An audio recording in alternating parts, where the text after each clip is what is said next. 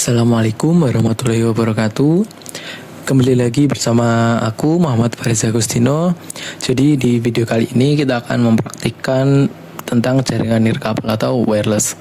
Nah, tujuan dari pembuatan video kali ini yang pertama itu untuk mengetahui penggunaan jaringan wireless, dan yang kedua itu untuk mengetahui metode audit dan autentikasi keamanan di jaringan wireless, dan yang terakhir adalah mensimulasikan jaringan nirkabel dengan Cisco Packet Tracer. Nah, jadi untuk pengertiannya sendiri, nirkabel adalah jaringan yang menggunakan gelombang radio seperti ponsel, televisi, radio, dan wifi serta laptop. Apalagi komunikasi melalui jaringan nirkabel sangat mirip dengan komunikasi radio dua arah. Nah, cara kerja dari jaringan wireless adalah seperti ini. Jadi, adaptor nirkabel atau komputer menerjemahkan data menjadi sinyal radio dan mengirimkan atau memancarkan menggunakan antena. Lalu, router nirkabel menerima sinyal dan melakukan decode data. Router mengirimkan informasi ke koneksi internet, kabel Ethernet, dan terhubung ke komputer penerima. Seperti itu. Internet nirkabel adalah layanan internet yang dapat diakses koneksi tanpa kabel fisik ke komputer menggunakan internet. Layanan internet ini umumnya disediakan oleh penyedia layanan internet melalui router nirkabel atau secara lokal melalui penggunaan router nirkabel yang terhubung ke kabel atau modem DSL di rumah atau di kantor. Nah, seperti itu. Jadi pada jaringan wireless sendiri terdapat 3 buah komponen yang dibutuhkan untuk mengirim dan menerima data, yaitu yang pertama ada sinyal radio, terus ada format data, dan yang terakhir ada struktur jaringan. Nah, lalu ini macam-macam keamanan jaringan nirkabel. Jadi yang pertama itu ada WPA PSK, yaitu pengamanan jaringan nirkabel menggunakan metode WPA PSK ini jika tidak ada server autentikasi yang digunakan. Dengan demikian, akses point dapat dijalankan dengan mode WPA tanpa menggunakan bantuan komputer lain sebagai server, seperti itu. Yang kedua ada WEP, yaitu Wired Equivalent Privacy atau shared key, adalah suatu metode pengamanan jaringan nirkabel, disebut juga dengan shared key authentication. Jadi sebuah metode autentikasi yang membutuhkan penggunaan web. Edisi web menggunakan kunci yang dimasukkan oleh administrator ke klien maupun titik akses. Dan kunci ini itu harus cocok dari yang diberikan ke access point ke klien, seperti itu. Dan yang ketiga ada WPA, Wi-Fi Protocol Access, yaitu suatu sistem yang juga dapat diterapkan untuk mengamankan jaringan nirkabel. Metode pengamanan dengan WPA ini diciptakan untuk melengkapi sistem yang sebelumnya, yaitu WEP, seperti itu. Lalu ada untuk frekuensi Wi-Fi sendiri, pada umumnya sinyal Wi-Fi yang ada pada saat ini dibagi kepada sinyal Wi-Fi dengan frekuensi 2,4 GHz dan juga 5 GHz. Dengan frekuensi tersebut dapat membantu Anda mendapatkan sinyal yang lebih baik dan kuat untuk mengakses internet. Nah, jadi untuk frekuensi 2,4 GHz sendiri adalah frekuensi atau sinyal yang sudah lama kita gunakan pada umumnya. Dengan usia yang sudah sangat lama, gelombang ini adalah area bebas di mana hampir semua perangkat nirkabel memakai frekuensi ini. Nah, jadi televisi, remote control, alarm mobil, Bluetooth, dan router Wi-Fi adalah salah satu pengguna dari frekuensi 2,4 GHz. Nah, untuk frekuensi 5 GHz sendiri adalah teknologi yang lebih baru sebagai jawaban terhadap banyaknya pemakaian frekuensi 2,4 GHz. Selain itu, saat ini perangkat yang telah mendukung frekuensi ini masih belum sebanyak perangkat yang mendukung frekuensi 2,4 GHz.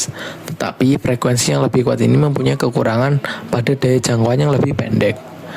Bila mana sambungan Wi-Fi Anda telah langsung mengarah ke seperti ini, tidak terdalam bangunan oleh dinding atau lantai, atau layaknya wireless atau MiFi, mobil Wi-Fi yang bisa dibawa kemana saja dan selalu ada di dekat perangkat atau merekatnya, akan lebih bagus jika Anda memakai sinyal 5 GHz, seperti itu.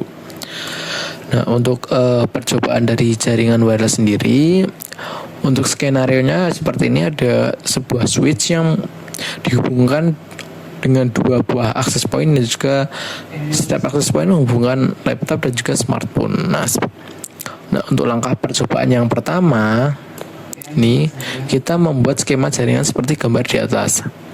Nah, kita buka aplikasi Cisco Packet Tracernya. Di sini aku udah membuat itu seperti gambar tadi, ada satu buah switch, dua buah access point, dan juga ada laptop dan juga smartphone. Berarti kita bisa lanjut ke next, yaitu setting access point 1 pada port 1 dengan SSID AP1, channel 1, dan metode autentikasi keamanan WPA. Nah, jadi kita setting dulu pada access point 1. Nah, ini port SSID. Nah, ini port 1. Nah, ini SSID-nya kita isi AP1, channelnya kita channel 1, dan juga ini metode autentikasi keamanan WPA2 PSK. Nah, ini kita udah setting dengan passwordnya 1 sampai 8. Untuk access point 1 sudah kelar. Lanjut ke langkah yang selanjutnya, itu setting pada access point 2.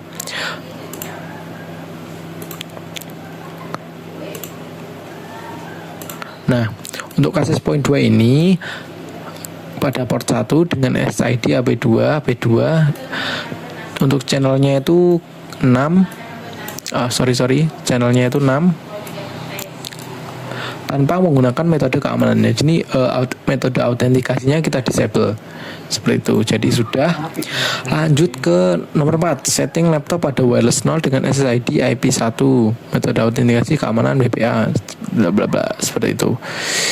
Kita ke laptop. Sama enggak sih? Wireless 0, ke config kita ke wireless 0. Nah, di sini kita masukkan SSID-nya tadi AP1 karena laptop terhubung dengan access point 1.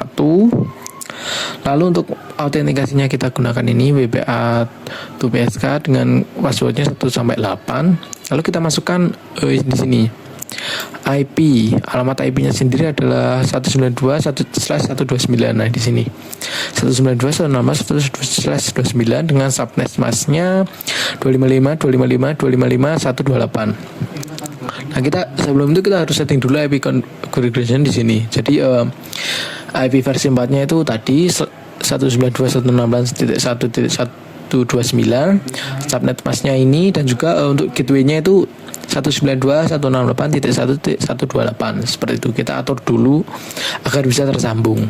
Nah, untuk menyambungkannya kita ke desktop, lalu kita ke ini PC wireless, kita sambungkan dari sini saja, kita konekkan.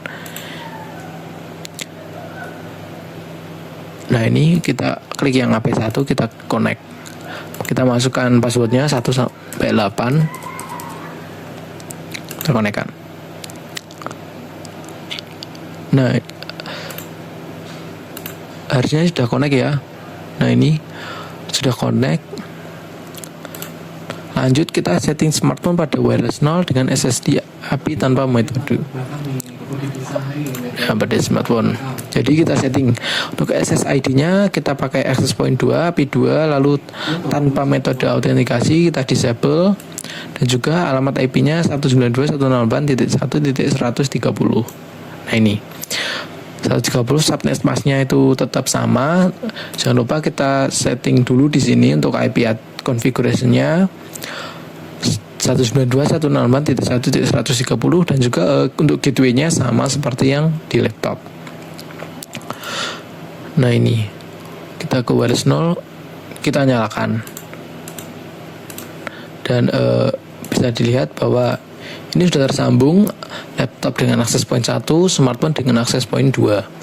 Langkah yang selanjutnya yaitu untuk mengetahui bahwa laptop sudah bisa terkoneksi dengan smartphone, silahkan jalankan perintah ping dari laptop ke smartphone. Jadi kita perintah ping dari laptop ke smartphone. Kita ke desktop, keluar dulu. Kita ping ke smartphone, tadi IP-nya 130 ya. Salah. Nah, tapping. Nah, jadi udah berhasil, udah mendapatkan balasan dari smartphone. Kita coba lakukan Sebaliknya dari smartphone ke laptop, kita ping laptop. IP-nya 192.168.1.129. Tapping. Nah, ini juga udah mendapatkan balasan, jadi artinya berhasil. Oke, semua step juga sudah dilakukan. Aku rasa cukup dulu video untuk jaringan wireless kali ini. Apabila ada salah kata, aku mohon maaf yang sebesar-besarnya. Assalamualaikum warahmatullahi wabarakatuh. See you next video. Bye-bye.